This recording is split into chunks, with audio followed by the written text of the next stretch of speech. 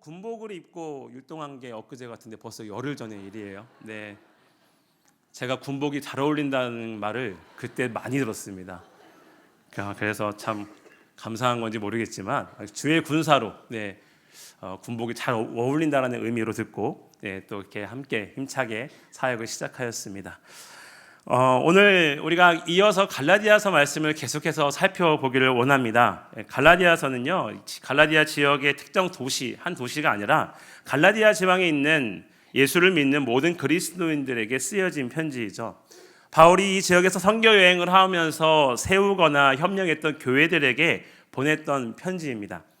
이방인들이 구원을 받기 위해서는 그리스도를 믿는 것 외에 모세의 율법을 지켜야 한다라고 주장하는 이 거짓 교사들의 가르침을 막기 위해서 기록한 것이 갈라디아서입니다.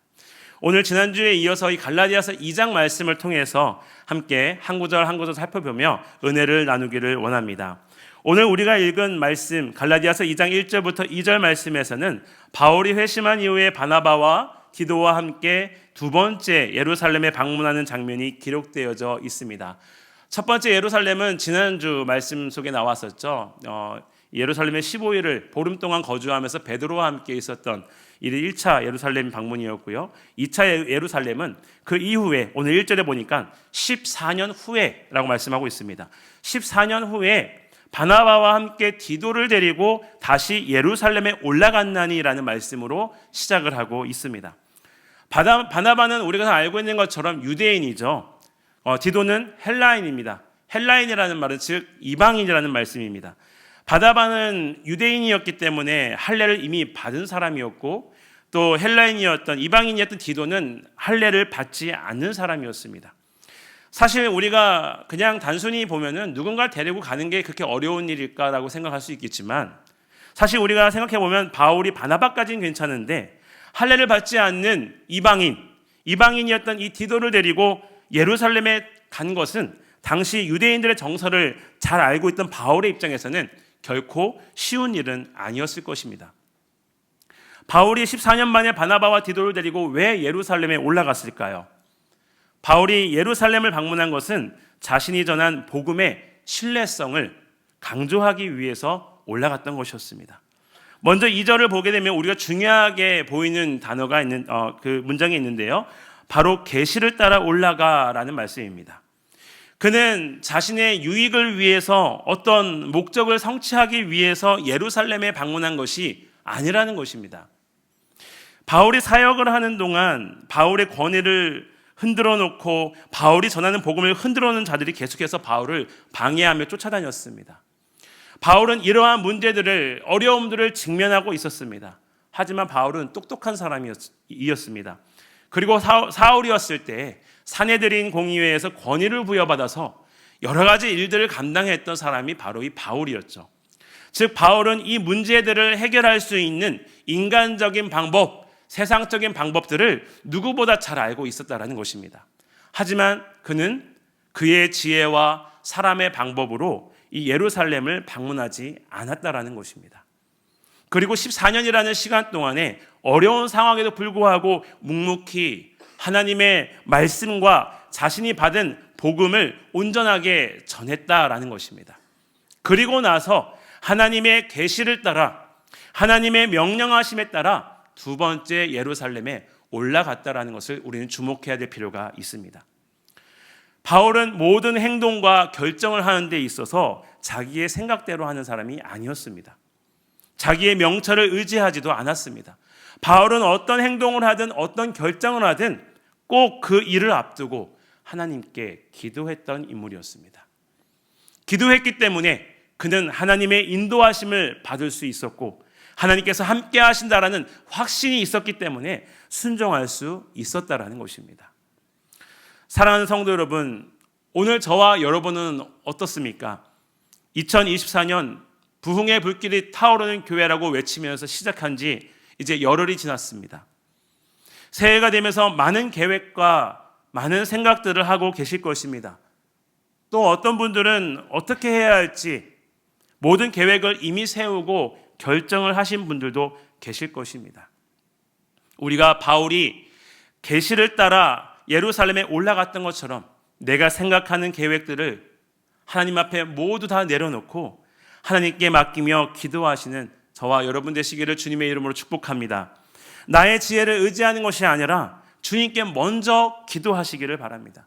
주님께서 나의 삶을 인도하심을 확신하며 신뢰하며 그것을 놓고 순종하시는 사랑하는 모든 성도인 되시기를 주님의 이름으로 축복합니다. 2절에 보니까 유력한 자들과 함께 교제했다라고 말씀하고 있습니다. 바울은 예루살렘에 있던 지도자들과의 만남의 목적이 분명했습니다. 그 만남은 단순히 공적인 석상에서 바울이 이방인들에게 전하는 복음을 꺼내어 놓고 공적으로 난 이렇게 사역을 하겠습니다라는 허락을 받는 그런 자리가 아니었습니다. 말씀해 보면 사사로이 그들과 교제했다라고 기록하고 있습니다. 사사로이라는 말은 공개적인 것이 아니라 개인적으로 교제했다라는 것입니다. 자신이 이방인들에게 전파했던 복음의 내용과 예루살렘 교회가 믿고 있는 복음을 함께 공유했다라는 것입니다. 함께 나누었다라는 것입니다. 갈라디아서 2장 2절을 보면 내가 다름질하는 것이나 다름질한 것이 헛되지 않게 하려 함이라 라고 말씀하고 있습니다. 그는 열심히 복음 사역을 감당하였습니다. 그 복음을 이방인들이 들었습니다. 그리고 그들이 예수를 믿게 되면서 교회 안에 들어오기 시작하였습니다. 그런데요, 바울의 마음에 한 가지 부담이 되는 것이 있었을 것입니다. 바울은 그 누구보다 유대인들의 정서를 잘 알고 있었던 사람입니다. 그것이 바울의 마음에 큰 부담으로 가져오기 시작하였다는 것입니다. 만약에 예루살렘의 지도자들이 이방인 그리스도인들도 할례를 받아야 한다, 율법 전체를 지켜야 한다라고 주장하는 이 거짓 교사들의 편을 든다면 바울은 자신의 다름질이 헛된 것이라고 말할 것입니다. 만약 예루살렘 지도자들이, 즉 유명하다는 자들이 율법주의적인 복음을 전했다면 그가 은혜의 가르침을 전파한 것이 모두가 헛됨이 되었을 것입니다. 그래서 바울은 그들과 복음을 함께 이야기하면서 이방인들이 교회 안으로 들어오는 그 과정 중에 생길 수 있는 여러 가지 어려운 일들에 대해서 미리 대비하고 바울의 복음의 전파의 일이 헛되지 않게 하기 위해서, 또 열매만 맺는 그 일에 방해가 되지 않게 하기 위해서 사도들에게 이야기하고 있는 장면인 것입니다. 사랑하는 성도 여러분, 우리는 누구나 세상에서 주님을 모르던 사람들이 교회로 올 때에 우리는 환영해야 할 것입니다. 적극적으로 축복하고 적극적으로 그들을 도와줘야 할 것입니다. 하지만 우리가 신앙생활을 오랫동안 해온 이 과정들을 돌아보게 되면 그들이 교회에 오는 것은 환영은 합니다. 하지만 누구든지 그 사람이 나처럼 되기를 원하는 사람들이 있다는 것입니다. 내 생각대로, 내 계획대로 적응하기를 바라는 교인들이 있다는 것입니다. 예수님을 믿겠다고 들어오는 사람들에게 얼마든지 기쁘게 맞이할 수는 있는데 모든 것을 다 우리의 기준대로 제한하고, 내가 이렇게 했으니 자매님도 그렇게 하셔야 돼요. 그래야 예수 믿는 거예요. 네, 이렇게 말하는 분들이 있다라는 것입니다.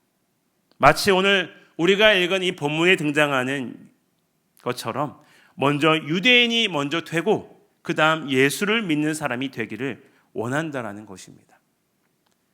유대인들은 이방인이 교회에 들어오자마자 할례를 받아야 한다라고 주장했던 사람들입니다. 그 정도는 해야 예수 믿는다라는 것입니다. 당신 예수 믿어요? 할례 받아야 예수 믿는 거예요. 이렇게 구원받은 사람을 할 수 있다고 말하는 것입니다. 서로가 존중하고 서로가 맞춰줘야 되는데 결국은 그 중요한 노력을 하지 않는다라는 것입니다. 마치 합리적으로 명분을 만들어서 내가 아닌 다른 사람을 나에게 맞게끔 바꾸려고 하는 영역이 있다라는 것입니다. 오늘 우리 안에 이러한 모습, 이러한 행동들이 있다면 다시 한번 돌아보시면서 주님께 회개하는 시간이 되시기를 바랍니다. 본문 3절부터 5절에서는 디도의 할례에 대한 부분을 기록하고 있습니다. 바울이 자신이 전한 복음 사역을 설명하기 위해서 예루살렘을 머무는 동안 예기치 않는 일이 하나 일어나게 됩니다. 그것은 어떤 유대 그리스도인들이 헬라인, 즉 이방인이었던 디도에게 접근합니다. 그래서 디도에게 할례를 요구하는 사건입니다. 여러분, 할례는 무엇입니까? 할례라는 것은 창세기에도 기록되어 있는 것처럼 하나님께서 아브라함과 언약을 맺고 언약의 표징으로 명령한 것이 할례입니다. 그런데 시간이 흐르면서 시대가 바뀌면서 할례가 이 언약적인 의미보다는 점점 할례의 의식에 더 중요한 의미가 부여되고 있는 것을 우리는 보게 됩니다. 그러면서 결국은 구원을 받기 위해서는 할례가 필수적이라는 것을 선언하게 된다는 것입니다. 그런 배경으로 보게 되면 지금 헬라인이었던 디도에게 너가 예수를 믿는다면 할례를 반드시 받아야 해라고 권유하고 있는 장면입니다. 이에 사도 바울이 어떻게 행동을 했습니까? 3절을 제가 읽어보겠습니다. 그러나 나와 함께 있는 헬라인 디도까지도 억지로 할례를 받게 하지 아니하였으니, 바로 자기와 함께 있는 헬라인 디도에게 할례를 받게 하지 않았다라는 것입니다. 사실 이 디도의 입장을 생각해 보면은 바울이 무엇을 말하든 100% 순종하고 따를 수 있는 각오가 되어 있는 사람이 디도였을 것입니다. 아마 바울이 그래 너 할례 받아 라고 했어도 할례를 받았을 법한 인물이기도 합니다. 그리고 억지로 할례를 주었다고 하더라도 당시 시대적인 상황을 봤을 때는 아무런 문제가 될 일은 아니었을 것입니다. 그럼에도 불구하고 바울은 디도에게 왜 할례를 받지 않게 했을까요? 그 이유가 4절에 나오는데요. 이는 가만히 들어온 거짓 형제들 때문이라. 그들이 가만히 들어온 것은 그리스도 예수 안에서 우리가 가진 자유를 엿보고 우리를 종으로 삼고자 함이로되. 본문 4절에서 말하고 있는 우리가 가진 자유, 이 자유라는 것은 예수님께서 십자가 위에서 단번에 완전한 의를 이루시고 우리가 예수님을 믿음으로써 하나님 앞에서 의롭다 하심을 받았기 때문에 누릴 수 있는 자유를 말하고 있죠. 그런데 이 자유를 빼앗으려고 하는 자들이 있었다라는 것입니다. 그들이 거짓 형제들이다라는 것이죠. 오늘날 교회를 봐도 많은 거짓 형제들이 들어와 있습니다. 이단들을 보게 되면 그렇죠. 이단들이 교회에 올 때 왜 당당하게 들어오지 못할까요? 그들은 당당하게 들어오지 못하고 마치 비밀 요원처럼, 첩보원처럼, 스파이처럼 가만히 조용하게 들어와서 여기저기 심어 둔습니다. 그것이 마귀의 특징이고 마귀의 전술인 것입니다. 그들이 들어온 목적이 바울과 성도들이 가진 자유를 엿보고 그 자유를 빼앗아 율법의 노예로 삼고자 들어왔다라는 것입니다. 요한복음 8장 32절에 진리를 알지니 진리가 너희를 자유롭게 하리라 말씀이 있지요. 그들은 그 진리를 자꾸만 왜곡시킵니다. 그 진리를 자꾸만 변질시킵니다. 예수 그리스도 믿으면 구원을 받는 게 확실한데, 그 믿는 믿음 안에서의 삶을 살면 구원받는 게 확실한데 자꾸만 다른 것들을 첨가하고 추가하고 있다는 것입니다. 그것은 자유를 빼앗는 일이라는 것이죠. 만약 바울이 그들의 요구대로 디도에게 할례를 받도록 한다면, 그것을 허락했다면 무엇을 인정하게 되는 것입니까? 결국 구원을 받으려면 예수 그리스도를 믿는 것 외에 할례를 받아야 한다고 주장하는 율법주의자들의 생각을 인정하게 되는 것입니다. 그리고 모든 그리스도인들이 율법을 억지로 지키게 되면서 우리 때문에, 우리 죄 때문에 돌아가신 그 예수님의 죽음을 가치 없게 만들 수 있기 때문에 바울은 디도에게 할례를 받게 하지 않았던 것입니다. 사랑하는 성도 여러분, 우리의 삶 가운데 혹시 그런 부분들은 있지 않으십니까? 우리의 기준대로 이것을 해야 정말 예수 믿는 것, 이것이 어쩌면 우리의 신앙생활 가운데 하나의 기준점이 되고 하나의 판단이 되고 하나의 가치관으로 자리 잡게 된다면 우리는 이 교회에 들어오는 많은 새롭게 오는 성도들을 우리의 잣대로 판단하며 그들의 신앙생활을 도와주는 것이 아니라 더 어렵게 할 수 있다는 사실을 기억하시기를 바랍니다. 이어지는 5절에서도 이렇게 고백하고 있습니다. 그들에게 우리가 한시도 복종하지 아니하였으니 이는 복음의 진리가 항상 너희 가운데 있게 하려 함이라. 아멘. 여러분, 우리는 진리를 외쳐야 합니다. 기회가 될 때마다 나가서 복음을 외쳐야 됩니다. 진리를 외칠 때, 진리를 외쳐야 할 때 진리를 외치지 않고 진리가 아닌 것과 타협을 하게 되면 우리가 주장하고 우리가 믿고 있는 이 진리라는 사실을 사라지게 된다는 것을 잊지 마시기를 바랍니다. 우리가 진리가 아닌 것과 타협하는 그 순간 진리는 완전히 무너지게 되어 있습니다. 사랑하는 성도 여러분, 예수님을 믿는 성도로서 진리를 반드시 지키시는 저와 성도님들이 되시기를 주님의 이름으로 축복합니다. 우리가 정말 진리를 지킬 수 있는 길이라면 그 일을 위해서 우리의 목숨까지도 내어놓을 수 있는 헌신과 각오가 필요한 것입니다. 그래서 우리가 하나님의 말씀을 전할 때 확실한 믿음 가운데 그 진리를 전하시는 우리 여도침례교회 모든 성도 되시기를 다시 한번 주님의 이름으로 축복합니다. 본문 6절부터 10절 말씀에 보면은 바울과 예루살렘의 지도자들에 대한 기록이 기록되어져 있습니다.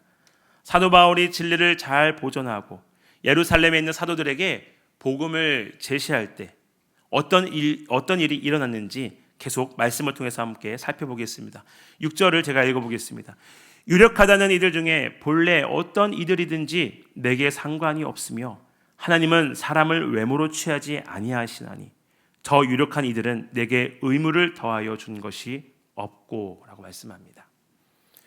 바울은 3절과 5절에서 묘사한 거짓 형제들과 달리 예루살렘에 가서 의논했던 이 교회 지도자들을 분명히 구분하고 있는 것을 보게 됩니다. 바울은 외적으로 볼 때 사도가 될 수 있는 사람이 아니었다라고 합니다. 6절에서 말하는 이 외모로 취하지 아니하신다는 것은 하나님이 겉모습으로 차별하지 않으신다는 것입니다. 겉모습은 겉으로 드러나는 모습뿐만이 아니라 우리의 행동, 우리의 잘못된 모든 것들을 포함해서 말씀하고 있는 것이죠. 이런 면에서 바울은 고린도전서 15장 9절에서 보면은 이렇게 고백을 합니다. 과거에 교회를 박해했기 때문에 나는 사도라 칭하는 것을 감당할 수 없다라고 고백하는 것을 우리는 보게 됩니다. 반대로 예루살렘 지도자였던 야고보나 베드로 그리고 요한은 어떻습니까? 이미 인정된 사도들이었습니다. 예수님과 함께 시간을 보내며 교제하며 세워졌던 인정된 사도들이었다라는 것입니다. 한번 우리가 입장을 바꿔서 생각해 본다면 여러분들이 바울입니다. 제가 바울입니다. 이미 인정된 사도들 앞에서 내가 그들 앞에 서서 어떠한 말을 할 수 있겠습니까? 어떠한 말을 할 수 있을까요? 그들 앞에 선다라는 자체가 쉬운 일은 아니었을 것입니다. 하지만 6절에 보니까 본래 어떤 이들이든지 내게 상관이 없으며 하나님은 사람을 외모로 취하지 아니하시나니 라고 말씀합니다. 이 말씀은 그들이 어떤 사람이든 먼저 세움을 받은 사람이든 어떤 사람이든 상관이 없다라는 것입니다. 왜 그럴까요? 바울이 교만한 것일까요? 아닙니다.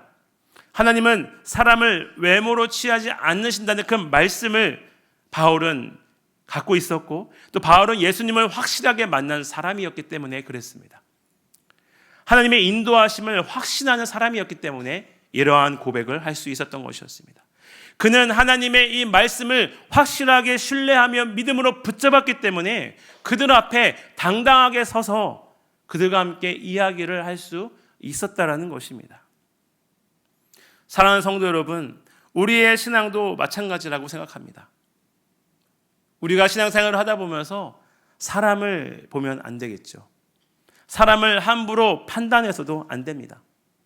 내가 믿음 생활을 몇 년 했고 10년 했고 20년 했고 30년 했고 40년을 했더라도 그것을 보는 게 아니라는 것입니다. 오늘 본문에 나오는 이 예루살렘 교회의 사도들이 바울을 바라보는 시선이 있었습니다. 그들이 바울을 처음 봤을 때 바라보는 시선이 어땠을까요? 혹시 그 시선이 지금 내가 누군가를 바라보는 시선이 아닌지 우리의 삶을 돌아보았으면 좋겠습니다. 내가 볼 때 좀 부족해 보일 수 있습니다. 내가 볼 때 믿음이 연약해 보일 수 있습니다. 내가 볼 때 신앙생활 한 지 얼마 안 된 것처럼 보일 수 있습니다. 헌신도 많이 하지 않는 것처럼 보일 수 있습니다. 하지만 그렇다고 해서 우리가 그 사람들의 신앙을 판단해서는 안 된다는 것입니다. 그 사람들의 겉모습으로 판단해서는 안 된다는 것입니다. 제가 그 충청도 사람이거든요. 그래 보이시나요? 감사합니다. 네, 충청도 사람인데요. 작은 시골에서 자랐습니다. 주일학교 때부터 교회를 섬기던 모교회가 있었는데 그 캠프 때였어요. 어린이 캠프 때. 근데 어떤 강사님께서 이제 작은 교회다 보니까 부흥회를 하다 보면은 어린이들까지도 다 와서 엄마 옆에 앉아서 막 통성기도도 하고 방언기도도 하고 막 이렇게 하거든요. 하다 보니까 어떤 강사님께서 그러시는 거예요. 막 아빠가 어떤 아이를 좀 혼냈는지 나무랬는지 좀 저도 때 어려가지고 잘 기억은 안 나지만 그랬던 상황이었던 것 같습니다. 강사님께서 마이크 대고 두세요라고 얘기를 하시는 거예요. 아마 아빠는 자기의 자녀고 아이가 어리다 보니까 예배 방해될 것 같아서 조금 통제를 했던 것 같은데 강사님께서 그런 얘기를 하시더라고요. 영적으로는 아빠보다 더 클 수 있습니다. 뭐라고 하지 마십시오. 이 말을 듣는데 오늘 이 말씀을 준비하면서 그때 일이 좀 생각나더라고요. 네. 우리가 봤을 때 부족해 보이더라도 그 사람이 하나님을 향한 사랑이 나보다 더 클 수 있다는 거예요. 나보다 뜨거울 수 있다는 겁니다. 오히려 신앙생활을 시작한 지 얼마 안 되신 분들은 하나님을 알고 싶어하는 마음이 들끓거든요. 그러한 마음에 더욱더 불을 지펴야 되는데 그러면 안 돼. 나처럼 해야 돼 라고 얘기하면 그분은 마음은 그 열정이 식어진다라는 것입니다. 혹시 우리 마음이 내가 그렇게 보진 않았는지 돌아보시면서 정말 그 사람이 오히려 하나님께서 보시기에 하나님이 더 사랑하시고 더 칭찬할 만한 사람들이 될 수도 있다는 사실을 기억하며 더욱더 격려하고 축복해 주시는 저와 여러분 되시기를 주님의 이름으로 축복합니다. 신앙생활이라는 것은 정해진 질서 안에서 사람들을 의식하지 않는 것입니다. 중요한 것은요, 하나님께서는요 질서의 하나님이시기도 하십니다. 정해진 질서 안에서 사람들을 의식하지 않는 것이지 나 혼자 독단적으로 뭔가 하겠다 이 의미가 아닙니다. 정해진 질서 안에서 사람들을 의식하지 않고 나에게 영원한 생명을 주신 하나님과 함께 내가 기쁠 때나 슬플 때나 힘들 때나 언제든지 함께하는 것이 신앙생활이잖아요. 그 신앙생활을 갈라디아서 2장 20절 말씀에서 이렇게 말씀하고 있습니다. 내가 그리스도와 함께 십자가에 못 박혔나니 그런즉 이제는 내가 사는 것이 아니요 오직 내 안에 그리스도께서 사시는 것이라. 이제 내가 육체 가운데 사는 것은 나를 사랑하사 나를 위하여 자기 자신을 버리신 하나님의 아들을 믿는 믿음 안에서 사는 것이라. 할렐루야. 내 안에 그리스도가 사시는 것, 이것이 신앙인 것입니다. 이 말씀에서 우리는 그리스도의 죽음과 부활을 발견할 수 있습니다. 과거의 모습은 십자가에 완전히 내 모습을 못 박아 죽여버리고 끊어버리고 예수님과 함께 변화된 삶을 살아가는 바울의 고백인 것을 우리는 보게 됩니다. 바울이 살아가는 삶의 이유가 바로 나를 사랑하사 자기 몸을 버리신 하나님의 아들 예수님을 믿는 믿음이기 때문에 바울은 이와 같은 고백을 했다라는 것입니다. 여러분, 오늘 이 말씀을 통해서 우리는 율법을 지킴으로써 구원을 받을 수 없다는 것을 깨달았을 때 우리는 정말 구원은 오직 예수 그리스도의 그 십자가로 인해 온다는 것을 깨닫게 됩니다. 그것을 내가 알고 깨달았을 때 내가 그리스도로 말미암아 다시 새로운 삶을, 영원한 생명을 받은 삶을 살 수 있음을 믿으시기를 바랍니다. 내가 산다는 것은 내가 잘나서 사는 것이 아니라 그리스도의 사랑 안에서 하나님과 늘 함께하는 삶을 사는 것, 이 삶이 우리가 주님과 함께 연합하며 동행하는 삶인 줄로 믿습니다. 오늘 말씀을 빗대어 보며 바울이 고백했던 것처럼 나를 사랑하시고 자기 자신을 희생하신 하나님의 아들을 믿는 믿음 안에서 삶을 사시는 저와 여러분 되시기를 주님의 이름으로 축복합니다. 사랑하는 성도 여러분, 오늘 함께 나눈 말씀을 빗대어 2024년 꼭 하나님의 말씀을 붙잡으시는 성도님 되시기를 축복합니다. 여러분들 말씀 카드 다 하나씩 뽑으셨을 것입니다. 뽑는 그게 중요한 것이 아니라 나에게 어떤 말씀이 주어졌든 간에 그 말씀을 붙잡고 사시기를 바랍니다. 특히 2024년 그 말씀을 붙잡고 기도했을 때 여러분들의 가정과 여러분들의 또 삶 가운데 정말 부흥의 불길이 타오르는 귀한 여러분들 삶이 되시기를 축복합니다. 진리가 항상 우리와 함께 또 여러분들 삶 가운데 있도록 참된 그리스도인의 삶을 살아가며 예수 그리스도께서 내 삶의 주인이라는 이 믿음으로 살아가시는 우리 사랑하는 모든 우리 여대침례교회 성도들 되시기를 다시 한번 주님의 이름으로 축복합니다.